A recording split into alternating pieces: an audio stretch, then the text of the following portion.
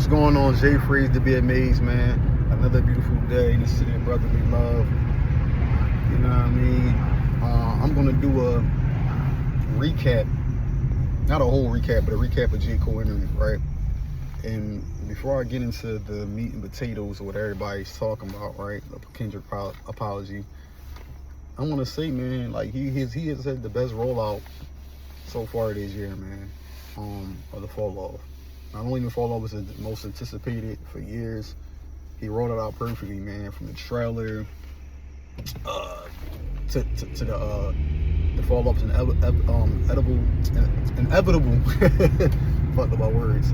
That jump, disc 2, track 2. When he did that video right after that, down to the Trunk Cell tour, down to the tour dates that he about to do, the world tour he about to do, down to this interview, like even the whole 2-6 video, like everything, like his rollout has been good, man. He dropped the album, didn't let people, live with it a little bit, and then it's like recap the whole process of making it, because this has been the longest process. I remember when he announced the Fall Off, 2018.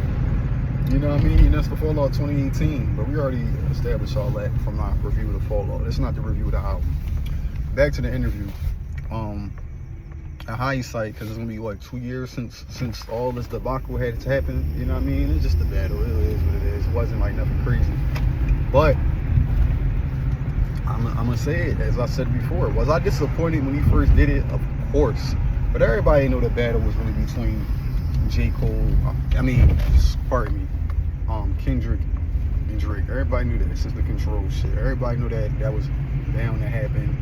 They've been teasing it for 10 years. The battle's between them. I feel like Cole got caught in the middle of it because they always, the first person shooter shit and the whole big three that the media always put them in.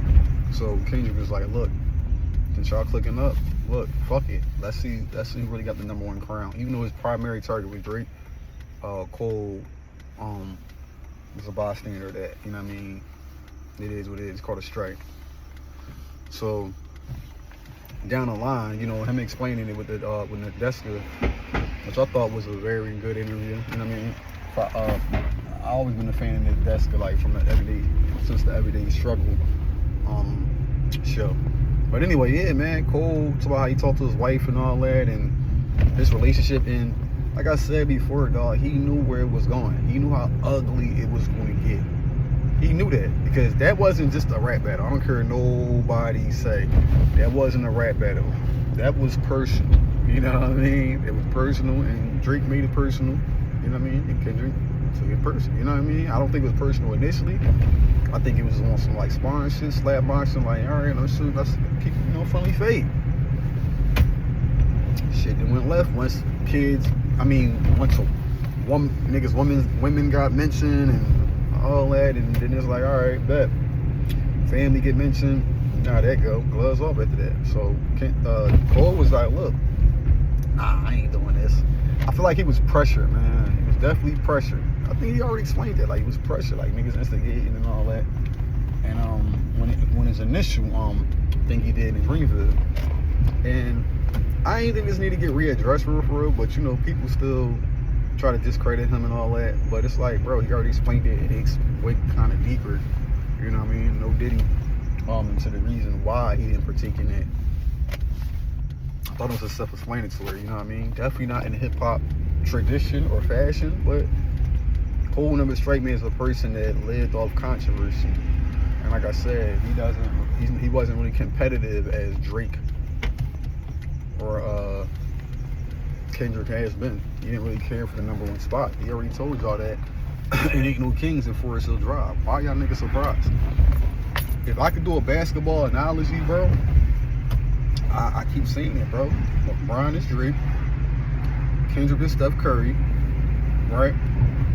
Because Steph Curry beat LeBron more than LeBron beat him. LeBron only beat him like one time. So I say Steph Curry in terms of the accolades and the impact.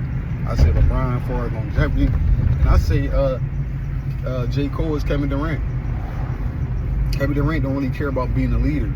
See the comparisons? Like, that's how I look at, like, basketball analogy-wise. Like, but Kevin Durant is still a scorer and all that, and he's still, who he is. But he's not competitive or at least his stance is as a Steph Curry or LeBron. So that's how I look at it with Cole. Cole was more so like in the middle of it, like I ain't, you know, I'm not really.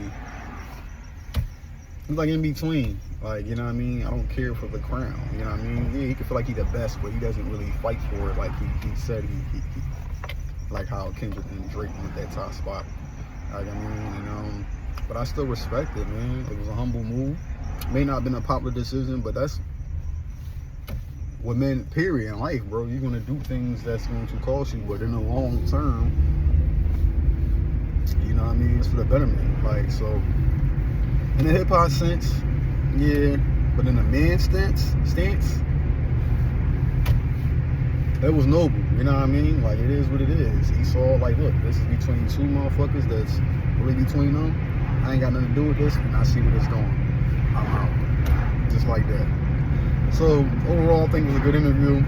The backstory, we all know the backstory. If you're a Cole fan, we know the backstory is, you know, Forest Hill Drive and all that, and him explaining, you know, the process of him creating it, and, you know, everybody knew the history. It was just good for him to continue this rollout for the album, even after the album dropped. I like that he gave niggas time to live with it, and then had an interview. And then after that, it's the tour, it's the world tour. I think he's touring, he's doing one show in Africa, South Africa.